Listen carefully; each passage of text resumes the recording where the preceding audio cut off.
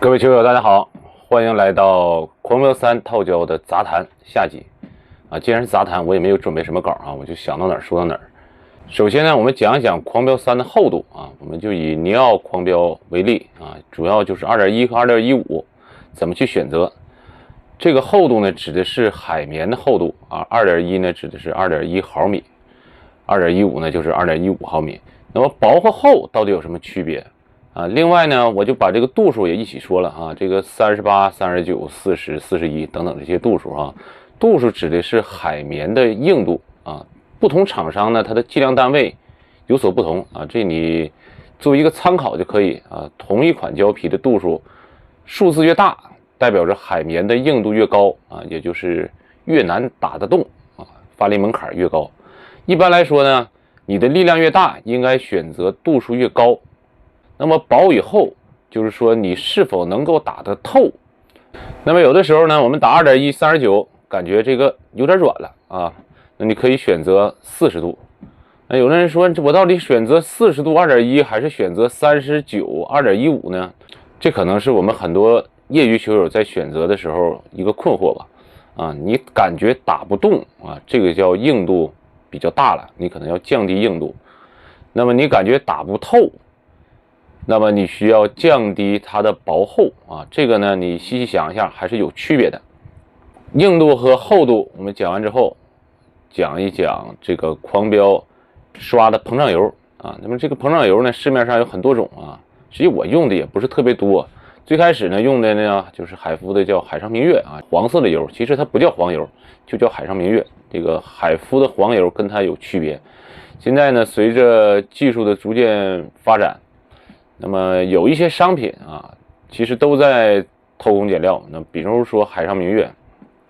这里就稍微吐槽一下吧。原来呢相对来说还浓一点，现在呢很多人都发现了，就稀的跟水一样。那么它呢比较便宜，这是它的优势。那么便宜呢它不意味着好用。首先呢，它的膨胀效果就比它贵的这些，比如说海夫常见的黑油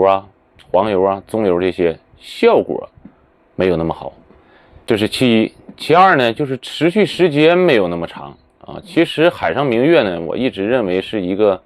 最没有性价比，或是说最贵的一款。那怎么说最贵呢？它不卖的最便宜吗？比如说海夫的黑油黄油棕油，它的价格呢大概是海上明月的2点几倍，不到3倍的样子。那么其实呢，海上明月同样我们刷2遍，大概持续的时间就是10天左右，而海夫那几个黑油黄油棕油可以持续1个月，甚至1个月往上。那么虽然价格比它贵了2倍多，但是呢持续时间大概是它的3到4倍这样你算下来，其实呢海夫的黑油黄油棕油性价比更高一些。那么关于刷油的方法，其实每个人呢都有自己的独特见解吧有人喜欢直接刷有的人呢喜欢打遍底，或者打2遍底，甚至打3遍底再刷。那么在正式比赛当中，海绵胶皮加上胶水和膨胀油的总厚度是不能超过4毫米的。所以说专业队或者说国家队他们选择的海绵厚度都是 2.1， 因为有检测如果用 2.15 有可能你刷点胶水它厚度就超了过不去检测。那么胶水或者膨胀油到底刷几遍，先刷什么后刷什么，就跟我们早上起来先穿衣服还是先穿裤子，到底是应该先刷牙还是应该先洗脸，这都是因人而异的，根据自己的习惯来做决定。那么刷上膨胀油以后，海绵会膨胀会增加海绵的持球感击球的力量更大。那么海绵就像一根弹簧，它经过反复的牵拉，它的性能会下降的。也就是说，这个膨胀油刷到海绵上不是永无止境的反复的刷，它都会起到效果越刷它越软慢慢的恢复能力呢也会越差。一般来说呢，刷到个4到6遍左右一般的套胶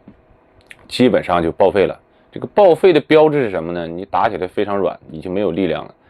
了通俗点说咱们业余球有时候叫刷塌了，起不到这个增加力量的效果，虽然它也膨胀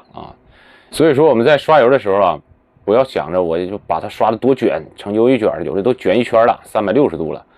其实我们的目的呢是让它膨胀好打，并不是追求它能膨胀到多大啊。这个我们一定要谨慎的使用啊，因为都是自己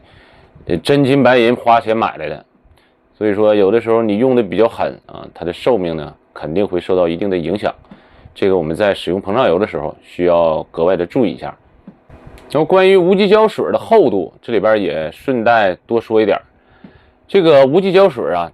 它主要是水啊，它是叫水溶性胶水嘛。那么我们风干或者是用电吹风吹干之后，它剩下的主要成分呢是橡胶啊，就跟我们海绵的这个成分呢有一点类似。